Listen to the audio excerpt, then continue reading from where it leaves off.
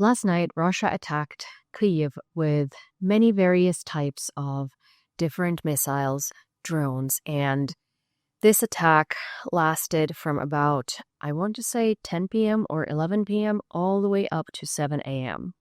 It was one of the most horrific attacks that Kyiv has endured in the recent months. I don't think that any news source so far has said that it was the largest attack since the beginning of the full-scale invasion. It certainly wasn't in terms of the amount of drones and missiles sent onto Kyiv. However, something very different happened last night, which made this attack feel so much worse than the others. The first two ballistic missiles that were sent onto Kyiv were sent from Bryansk. And I would like a map from Kyiv to Bryansk to be put on the screen here so you could see how close that is.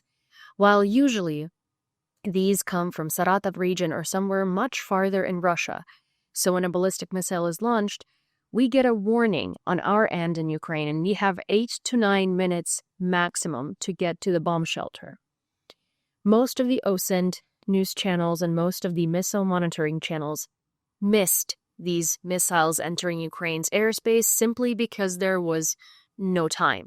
So what ended up happening is we received a message at about 2:30 or 2:40 in the morning that Kyiv is mostly clear for drones. Most drones are now heading to other cities. So, pretty much usually when we get a message like that, we see it as like a go ahead to go to sleep, because again, if we don't, we're just never going to sleep.